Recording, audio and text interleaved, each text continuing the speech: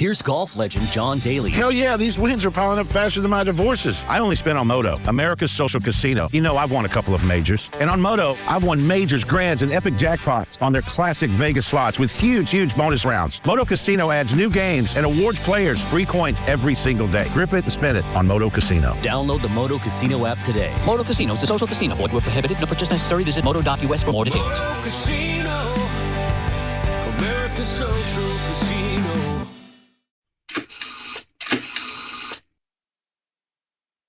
Hay muertes que dejan huellas evidentes, con escenas caóticas, testigos y rastros claros. Pero hay otras que no. Muertes que ocurren en silencio, en espacios abiertos, mientras nadie imagina peligro. Un camino rural, un bosque, un hombre solo, convencido de que el mundo es seguro por unos minutos más.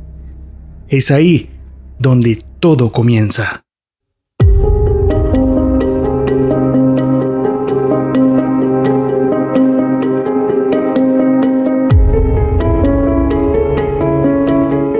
Soy José Manuel Arrieta y aquí desenterramos los secretos de las mentes más retorcidas de la historia. Hoy hablaremos de Thomas Dillon, el tirador de Ohio.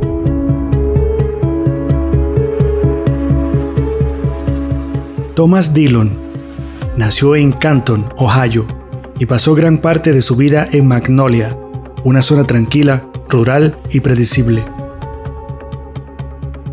Tenía esposa, un hijo, estudios universitarios y un trabajo estable como dibujante técnico en una empresa pública.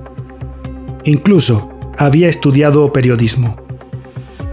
Desde fuera, Dillon encajaba, y eso es importante, porque psicológicamente muchos asesinos en serie fracasan en algo tan básico: adaptarse. Pero Dillon no. Él funcionaba, se integraba, cumplía horarios, pagaba cuentas y sostenía conversaciones normales. Esa capacidad de mimetizarse no era casual, sino una forma de protección. Mientras su vida parecía normal, sus impulsos quedaban invisibles. El 1 de abril de 1989, esa fachada no se rompió de golpe, pero se abrió una grieta. Donald Welling, de 35 años, caminaba por una carretera secundaria del condado de Tascarawas cuando recibió un disparo directo al corazón. No hubo contacto previo, no hubo intercambio y no hubo emoción visible. Ese detalle es clave, porque Dillon no buscaba confrontación, buscaba control absoluto. Matar a distancia elimina el rostro del otro y reduce a la víctima a una figura abstracta. Para una mente como la de Dillon, eso no solo facilitaba el acto, sino que lo volvía tolerable y con el tiempo, incluso placentero. Después de ese primer asesinato, Dillon esperó más de un año, no por culpa y no por miedo, sino porque sus impulsos no eran constantes, eran cíclicos. Se activaban con el estrés, con el alcohol y con una tensión interna que nunca desaparecía del todo, pero que a veces permanecía contenida. En noviembre de 1990, esa presión volvió. El 10 de noviembre, Jamie Paxton, de 21 años, estaba cazando ciervos en el condado de Belmont cuando recibió 3 disparos desde la distancia. Dillon no lo conocía, no tenía ningún motivo personal y, sin embargo, apretó el gatillo.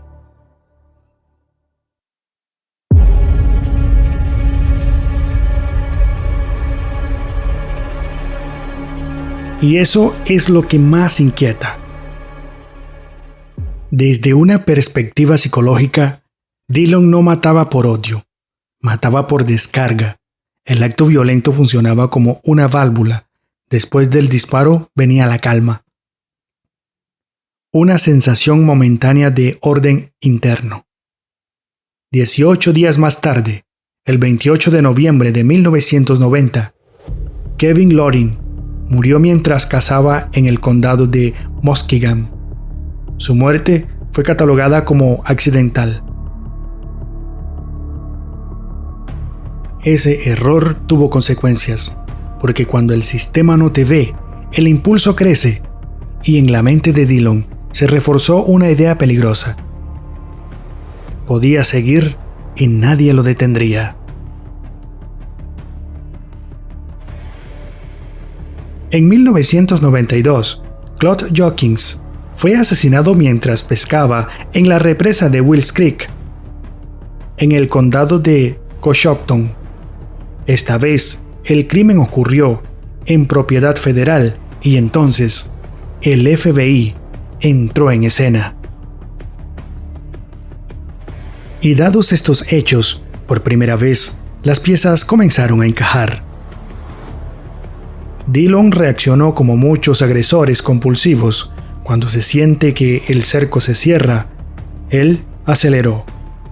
10 días después de la reunión del grupo de trabajo, el 5 de abril de 1992, Gary Breckley fue asesinado mientras pescaba en Caldwell, en el condado de Noble. Fue un acto apresurado, casi desafiante.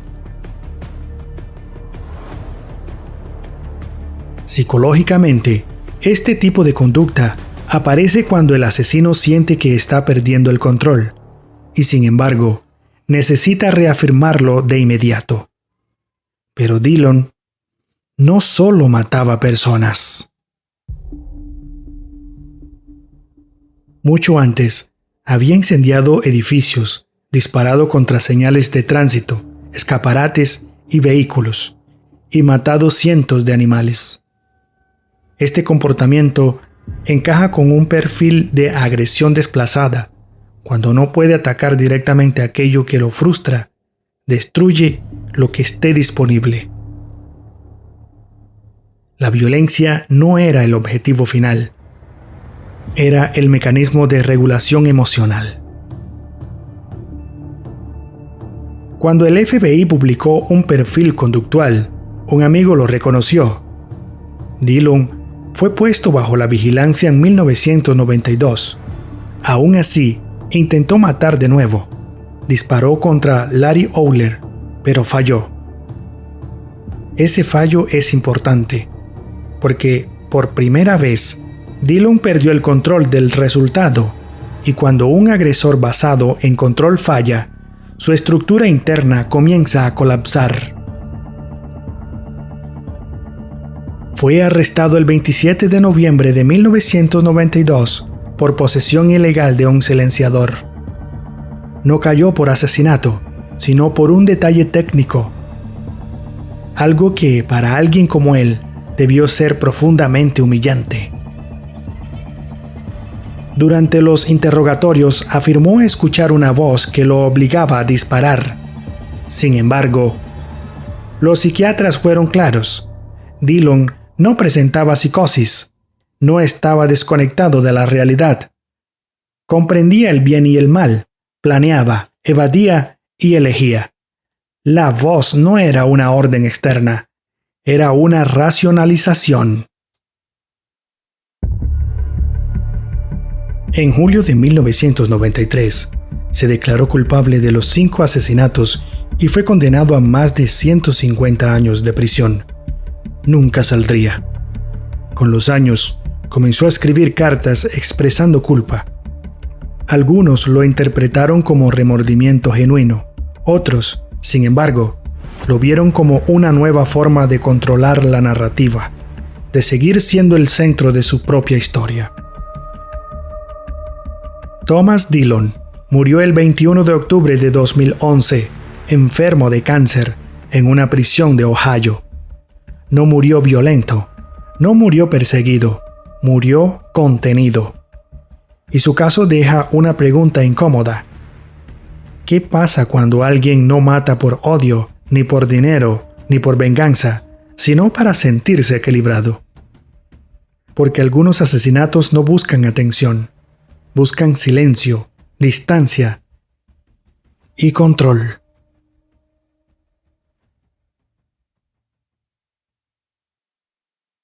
John Daly here. You know what day it is? Neither do I. I live life daily. That's why I only spin on Moto Casino. Moto's got daily free bonuses, daily tournaments, new slots added daily, and the best part, guaranteed daily jackpots. You can't beat that. So today's the day you grip it and spin it with me on Moto, America's social casino. Play for free on Moto.us. Moto Casinos, the social casino. Void where prohibited. No purchase necessary. Visit Moto.us for more details. Download the Moto Casino app today. Must be 21 plus. Moto Casino, America's social casino.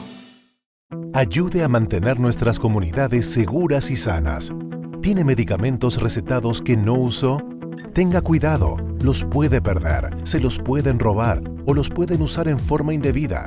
Guárdelos bien y devuélvalos. El Día Nacional de Recolección de Medicamentos Recetados, organizado por la DEA, Administración para el Control de Drogas. Sábado 25 de abril. Encuentre un sitio de recolección en deatakeback.com. Aprovecha el Día Nacional de Recolección de Medicamentos Recetados de la DEA para vaciar su botiquín de opioides y otros medicamentos y evitar que otras personas, incluidos niños y adolescentes, lo usen en forma indebida. La próxima recolección es el sábado 25 de abril. Habrá sitios locales donde podrá deshacerse de pastillas, parches y otros tipos de medicamentos recetados, y también de líquidos como jarabes para la tos. Para encontrar el sitio de recolección más próximo, visite deatakeback.com.